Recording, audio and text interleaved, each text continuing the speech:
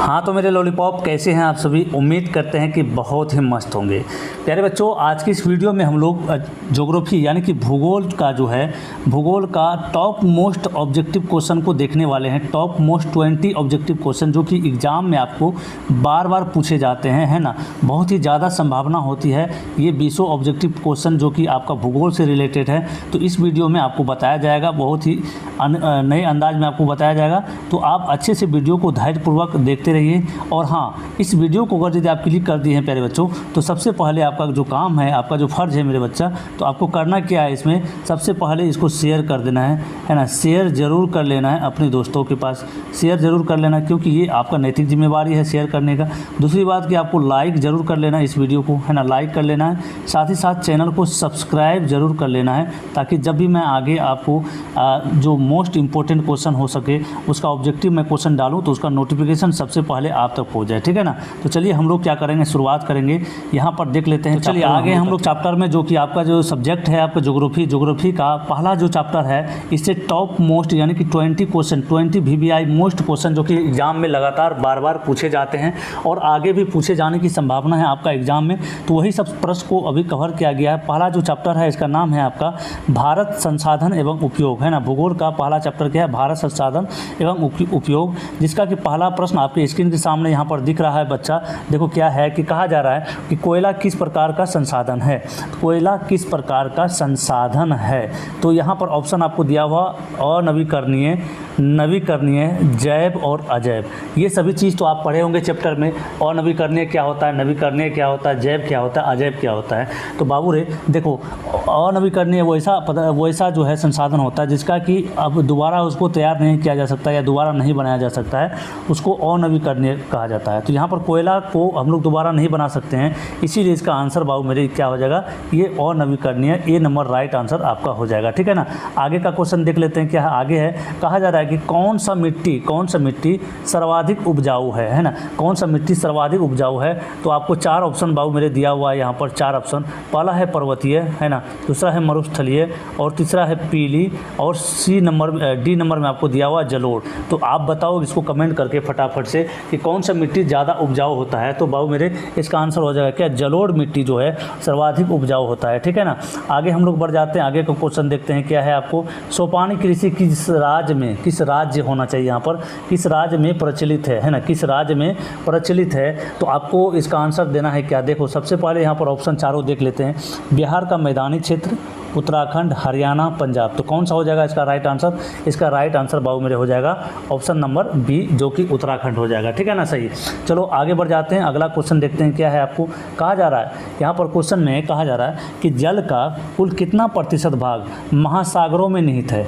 तो महासागरों में बाबू मेरे कितना प्रतिशत भाग निहित है, मतलब जो हम लोग जल देखते हैं आसपास में चारों तरफ, समुद्र देखते हैं, तालाब, नदी, गड्ढा, ये सब सारा कुछ देखते हैं, नहर, ये सब में तो जल है, हर जगह जल है। लेकिन कहा जा रहा है सर्वाधिक जो प्रतिशत है, सर्वाधिक मात्रा कहाँ पर जल पाया जाता है, तो बाबू मेरे महासागर में पाया जाता है। लेकिन महासागर में कितना प्रतिशत पाया जाता है, तो आप याद रखेंगे क्या, 96.6% आपका महासागर में पाया जाता है, ठीक है ना। चलो आगे देखते हैं, अगला क्वेश्चन क्या है। कहा जा रहा है कि विश्व पर्यावरण दिवस कब मनाया जाता है। बहुत ही मोस्ट VBI प्रश्न है ये, आपको याद रखना है, इसको तो याद रखना ही है। ये बहुत बार पूछा जा चुका है अब तक आपके मैट्रिक एग्जाम में।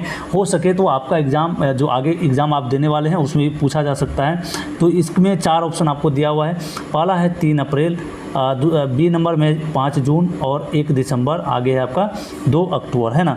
ये आपका चारों ऑप्शन है विश्व पर्यावरण दिवस का। तो विश्व पर्यावरण दिवस बाबू मेरे मनाया जाता है 5 जून को, है ना। 5 जून को विश्व पर्यावरण दिवस आपको मनाया जाता है, ठीक है। चलो आगे का क्वेश्चन देख लेते हैं क्या है। अगला आपको दिया हुआ है, क्वेश्चन दिया हुआ है आपको बाबू मेरे, यहाँ पर कहा जा रहा है कि भारत के किस राज्य में वन का सबसे अधिक विस्तार है। सबसे ज़्यादा वन जो है, 1 सेकंड बाबू, देखो क्या हो गया, 1 मिनट, हाँ, चलो, सबसे अधिक वन जो है किस राज्य में पाया जाता है? सबसे अधिक वन जो है बाबू मेरे ये पाया जाता है मध्य प्रदेश में। कहाँ पर? मध्य प्रदेश में पाया जाता है ना। केरल में नहीं पाया जाता है, कर्नाटक में नहीं, और उत्तर प्रदेश में भी नहीं उतना वन पाया जाता है। सबसे अधिक आपको मध्य प्रदेश में। ये बहुत ही इंपॉर्टेंट क्वेश्चन है, इसको भी आप याद रखेंगे, बहुत बार पूछा जा चुका है। ये भी क्वेश्चन आपका बोर्ड मॉडल का क्वेश्चन है आपको, है ना। बोर्ड एग्जाम में पूछे जाने की संभावना रहता है। देखो ईजी देखने में लगता है, लेकिन हम लोग तो बचपन से पढ़ते आ रहे हैं कि भारत का राष्ट्रीय पक्षी क्या है, राष्ट्रीय पशु क्या है, राष्ट्रीय जलीय जीव क्या है, ये सभी पढ़ते आ रहे हैं। लेकिन आपका बोर्ड एग्जाम के लिए भी ये बहुत ही उतना ही इम्पोर्टेंट बन जाता है। तो ऑप्शन यहाँ पर देखो क्या है, कबूतर, हंस, मयूर और तोता। तो क्या है आप ही बताओ फटाफट से कमेंट करके।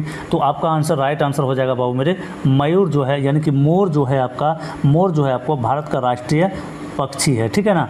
चलो अगला देखते हैं। यहाँ पर कहा जा रहा है चरक का संबंध किस देश से है। मतलब चरक जो था, चरक कौन था? एक वैद्य था। क्या था बाबू मेरे? एक वैद्य था। वैद्य किसको कहा जाता है? तो पुराने ज़माने में जो अभी का डॉक्टर हम लोग जिसको बोलते हैं गाँव घर में, जिसको हम लोग डॉक्टर बोलते हैं, पुराने ज़माने में क्या बोलता था? डॉक्टर को वैद्य बोला जाता। तो वैद्य का कौन था? ये तो चरक था, ठीक है। चरक जो है बाबू, चरक कहाँ का निवासी है? अपना भारत का ही निवासी है चरक, ठीक है ना। आगे बढ़ जाते हैं, देखते हैं क्या है आगे। नंबर क्वेश्चन देखते हैं।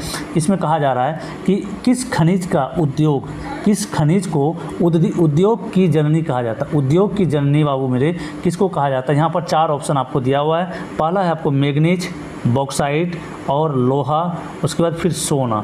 तो इन चारों में से आपका आंसर हो जाएगा, राइट आंसर, लोहा को उद्योग की जननी कहा जाता है, ठीक है ना। लोहा को उद्योग की जननी कहा जाता है इसीलिए क्योंकि देखोगे तुम यहाँ सर्वाधिक मात्रा में कुछ भी बनाया जाता है, हम लोग कुछ भी बनाते हैं तो ज़्यादा मात्रा में लकड़ी के बाद लोहा का ही प्रयोग किया जाता है ना। गाँव घर में आप गाड़ी बना लो, ट्रैक्टर का जो भी चीज़ सामान बनता है, आपका मोटरसाइकिल का बनता है, या थ्रेसर मशीन इत्यादि जो भी प्रकार का आपको हथियार अगर यदि चाहिए तो वो लोहा का ही बनता है। तो इसीलिए इसको क्या कहा? उद्योग की जननी कहा गया है ना। उद्योग की जननी कहा गया है किसको? तो लोहा को, ठीक है। इसको याद रखना, बहुत इंपॉर्टेंट क्वेश्चन है। आगे है आपका कि कौन लौह अयस्क का एक प्रकार है? लौह अयस्क का एक प्रकार कौन सा है ना। यहाँ पर लोहा का अयस्क होता है। अरे यार क्या आ जा रहा है बार बार, रुको, ये क्यों आ जा रहा है बार बार भाई? तो यहाँ पर देखो कहा है कि लौह अयस्क का एक प्रकार कौन है। तो लौह अयस्क का देखो ये क्या क्या ऑप्शन है, बिटुमिनस, एंथ्रासाइट और हेमेटाइट, लास्ट में इनमें से कोई नहीं। तो आपका जो आंसर होगा बाबू मेरे, आपका आंसर राइट आंसर होगा सी नंबर, जो कि हेमेटाइट जो है लोहा का एक अयस्क है। और ये बिटुमिनस और एंथ्रासाइट किसका है? तो कोयला का एक अयस्क है। किसका? कोयला का बाबू मेरे एक अयस्क है। तो आप याद रखेंगे, ठीक है। कोयला का एक प्रकार है, अयस्क नहीं है, कोयला का एक प्रकार है, ठीक है। हेमेटाइट ये जो है लोहा का एक अयस्क है। चलो आगे बढ़ जाते हैं हम लोग। 11वां नंबर में कहा जा रहा है प्राणियों के शरीर में कितना प्रतिशत जल की मात्रा, यहाँ चलती मात्रा लिख दिया, बहुत ही एकदम गलत टाइपिंग हो गया है। यहाँ पर आपको क्या यहाँ समझना है? जल समझना है ना, जल समझना, जल की मात्रा निहित है। तो प्राणियों के शरीर में बाबू मेरे यहाँ 4 ऑप्शन आपको दिया हुआ है। ये है 55%, 60%, 65% और 70%। तो हम लोग का शरीर में बाबू मेरे ये 65% जल की मात्रा निहित होती है ना। मतलब 65% जो है जल से बना होता है हम लोग का शरीर, ठीक है ना। चलो आगे देखते हैं आगे का क्वेश्चन क्या कहा जा रहा है हम लोग से। आगे क्या पूछता है? ये कहा जा रहा है 12 नंबर में कि विश्व की कितनी प्रतिशत जनसंख्या भारत में निवास करती है। भारत देखो टोटल मिलाकर के अभी तो बहुत सारे देश हैं, है ना, बहुत सारा देश है। उसमें से टोटल जो जनसंख्या आसपास है कितना? 700 करोड़ के आसपास है ना, 700 करोड़ के आसपास। कितना टोटल विश्व का जो जनसंख्या है बाबू मेरे कितना है? तो 700 करोड़। और हम लोग का भारत देश का जो जनसंख्या वो कितना है? अभी वर्तमान में 2024 में 140 करोड़ के आसपास हम लोग का भारत का जनसंख्या है। तो विश्व का है 700, इन 700 में से 140 करोड़ हम लोग का भारत का है। तो वही चीज़ आपसे पूछा जा रहा है प्रतिशत में। पहला दिया है 16%, दूसरा है 18%, तीसरा ऑप्शन है आपको 20% और चौथा ऑप्शन है 22। तो इसका राइट आंसर क्या होगा? 16% जो बाबू मेरे 16% आपका भारत में निवास करती है। ये राइट आंसर हो जाएगा, आप ध्यान में रखेंगे इसको। चलिए आगे बढ़ जाते हैं। 13 नंबर का सवाल देखते हैं क्या है। 13 नंबर में आपका प्रश्न पूछा गया है कि बिहार में कितने प्रतिशत भौगोलिक क्षेत्र में वन फैला हुआ है। वन फैला हुआ है कितने प्रतिशत प्रतिशत भौगोलिक क्षेत्र में पूछा जा रहा है। तो यहाँ पर आपको ऑप्शन दिया हुआ, 4 ऑप्शन दिया हुआ मेरे, कितना क्या क्या ऑप्शन है देख लो। ऑप्शन है आपको, सबसे पहला ऑप्शन है 7.1%, ठीक है। दूसरा है 19.5%, और तीसरा है आपको 5.5%, चौथा है आपको 10.5%। देखो यहाँ पर जो आपको प्रश्न पूछा है, कहा कि कितने प्रतिशत में वन फैला हो, मतलब जंगल झाड़ जो है, जंगल झाड़ी कितने प्रतिशत में है, मतलब ज़मीन के साथ साथ जल भी है, कहीं घर भी है ना, और यहाँ पर जंगल भी है, तो जंगल कितने प्रतिशत में है, तो वो 7.1% राइट आंसर इस सवाल का हो जाएगा। क्वेश्चन का राइट आंसर 7.1%। 14 नंबर में कहा है, इनमें से कौन सा जीव केवल भारत में ही पाया जाता है। देखो बहुत ही मोस्ट इंपॉर्टेंट क्वेश्चन है आपको कि भारत में ही पाया जाता है कौन सा आपका जीव है। तो ये देखो पहला ऑप्शन आपको मगरमच्छ है, दूसरा व्हेल मछली है, डॉल्फिन है और कछुआ है। तो आप बताओ कौन सा होगा, फटाफट से कमेंट में बताओ। क्या मगरमच्छ और सब देश में नहीं पाया जाता है, अमेरिका में नहीं पाया जाता है, बंगाल में नहीं पाया जाता है, सॉरी बांग्लादेश में नहीं पाया जाता है, नेपाल में नहीं पाया जाता है, ये सब आखिर कौन सा जीव है जो कि केवल भारत में ही पाया जाता है। तो हम लोग का केवल भारत में पाया जाता है बाबू मेरे, वो डॉल्फिन आपका राइट आंसर होगा। डॉल्फिन बाकी किसी भी देश में नहीं पाया जाता है, बाकी देश में नहीं पाया जाता बाबू मेरे, ठीक है। तो इसका राइट आंसर डॉल्फिन हो जाएगा। अगला है आपका, कौन सी मिट्टी कपास की खेती के लिए सर्वोत्तम मानी जाती है। तो कौन सी मिट्टी कपास की खेती के लिए, कपास यानी कि पटसन जो हम लोग करते हैं गांव घर में, देखते होंगे जूट का खेती। तो यहाँ पर बाबू मेरे लाल मिट्टी, जलोढ़ मिट्टी, काली मिट्टी, पर्वतीय मिट्टी, ये 4 ऑप्शन दिया हुआ है। तो कपास की खेती के लिए आप याद रखिएगा, काली मिट्टी बहुत ही बेहतर होता है, और इसको रेगूर मिट्टी के नाम से भी जाना जाता है। किसका, रेगूर मिट्टी के नाम से। काली मिट्टी सबसे ज़्यादा कहाँ पाया जाता है अगर पूछेगा तो महाराष्ट्र में, इसका आंसर दे दीजिएगा आप, महाराष्ट्र में सबसे ज़्यादा पाया जाता है काली मिट्टी। और काली मिट्टी का दूसरा नाम क्या है, रेगूर मिट्टी। हो सकता है ऑब्जेक्टिव में भी ये क्वेश्चन आपको कभी कभी पूछा जाता है, ठीक है। आगे देखते हैं क्या है, मेढक के प्रजनन को नष्ट करने वाले, मेढक के प्रजनन को नष्ट करने वाले रसायन कौन सा है, ठीक है। तो यहाँ पर 4 ऑप्शन दिया हुआ है। पहला है बेंजीन, दूसरा यूरिया, और तीसरा एंड्रीन, और चौथा है फास्फोरस। ये सभी क्या है, खाद है ना, ये सभी क्या है, फास्फोरस और यूरिया, बेंजीन, ये सब हम लोग का, बेंजीन तो एक रसायन पदार्थ है, ये खाद नहीं है, ठीक है। यूरिया हम लोग का खाद है, फास्फोरस भी क्या है, खाद है, ठीक है। लेकिन एंड्रीन जो है एक रसायन है, एंड्रीन एक रसायन है जो कि मेढक के प्रजनन को नष्ट कर देता है। आप याद रखेंगे इसका आंसर क्या हो जाएगा, एंड्रीन एक राइट आंसर हो जाएगा, ठीक है ना। चलो आगे बढ़ जाते हैं। देखो यहाँ पर अभी आ गया, जो आपको बोले थे कि काली मिट्टी को किस नाम से जाना जाता है, अभी आपको तुरंत बताए थे, तब आपका यहाँ पर क्वेश्चन भी आ गया है। तो काली मिट्टी का दूसरा नाम क्या है ना, क्वेश्चन आपको अलग तरीके से पूछ दिया है कि काली मिट्टी को किस नाम से जाना जाता है, ऐसे भी पूछेगा, या काली मिट्टी का दूसरा नाम क्या है, तो आप तुरंत में बता देंगे कि रेगूर नाम से जाना जाता है। क्या, रेगूर इसका राइट आंसर हो जाएगा। आगे देखो बाबू क्या है, आगे है आपका मरुस्थलीय मृदा। मरुस्थलीय मृदा का विस्तार निम्न में से कहाँ पर है। सबसे ज़्यादा विस्तार बाबू मेरे मरुस्थल जो पाया जाता है भारत में अपना, वो कहाँ पर पाया जाता है। यहाँ पर 4 ऑप्शन दिया है आपका, उत्तर प्रदेश, राजस्थान, कर्नाटक और महाराष्ट्र, है ना। ये आपको 4 ऑप्शन दिया हुआ है। इन चारों में से आपको बताना है कि मरुस्थलीय मृदा का विस्तार सबसे ज़्यादा कहाँ पर है।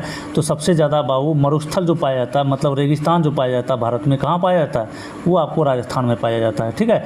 ये आपका राइट आंसर हो जाएगा, राइट, ये राजस्थान, ठीक है। उसके बाद देखो यहाँ पर 19 नंबर हम लोग आ चुके हैं। देश के बांधों को किसने भारत का मंदिर कहा था। देश में जो बांध बनाया जाता है नदी से बचने के लिए, नदी का बाढ़ से बचने के लिए, जो बांध अलग अलग गांव घर में बनाया जाता है, बड़ा बड़ा बांध बनाया जाता है ना, नहर के पीछे वो नहर के दोनों साइड बांध बनाया जाता है। तो ये इसको जो है कि भारत का मंदिर कौन कहा था, इसका नाम आपको बताना है। तो पहला ऑप्शन है महात्मा गांधी, स्वामी विवेकानंद, डॉक्टर राजेंद्र प्रसाद और पंडित नेहरू। इन चारों में से इसका राइट आंसर जो होगा बाबू मेरे, वो पंडित नेहरू होगा, ठीक है। पंडित नेहरू ने सभी बांधों को, देश के बांधों को भारत का मंदिर कहा जाता है, ठीक है। चलो जी आगे आपका देखो यहाँ पर 20वां नंबर जो कि आखिरी सवाल है आपका, इसमें कहा है पंजाब ने भूमि निम्नीकरण का मुख्य कारण क्या है। यहाँ ने नहीं होना चाहिए। पंजाब में भूमि निम्नीकरण का मुख्य कारण क्या है ना, भूमि निम्नीकरण का मुख्य कारण वनोन्मूलन होगा इसका ये, और अति पशुचारण, अधिक सिंचाई और गहन खेती, है ना। तो खेती तो हर जगह होता ही है, तो भूमि निम्नीकरण का जो मुख्य कारण है बाबू मेरे, वो है अधिक सिंचाई, है ना। अधिक सिंचाई करने के बाद जो है वहाँ का भूमि जो है थोड़ा सा ये निम्नीकरण हो गया भूमि का। तो हम लोग का इस तरह से टॉप मोस्ट जो आपका ऑब्जेक्टिव 20 का 20 इसमें आपको बता दिया गया है, बहुत ही अच्छे तरीके से समझ में आ गया होगा। और इसको बार बार आप देख सकते हैं, ज़्यादा स्पीड करके वीडियो को देखिएगा तो 20 में 20 आपका कहीं नहीं जाने वाला है, ठीक है ना। इस तरह से आपका टेस्ट कंप्लीट हो चुका है। और साथ ही मैं लास्ट में आप लोगों से एक रिक्वेस्ट करना चाहूँगा, यदि वीडियो अच्छा लगा है तो लाइक कर लीजिए और कमेंट बॉक्स में ये भी बताइए कैसा लगा। साथ ही साथ शेयर ज़रूर कर दीजिए दोस्तों के पास अपना, और चैनल को ज़रूर सब्सक्राइब कर लीजिए ताकि आगे जब मैं वीडियो डालूंगा तो उसका नोटिफिकेशन आप तक पहुंच जाएगा। मिलते हैं अगले वीडियो में। जय हिंद।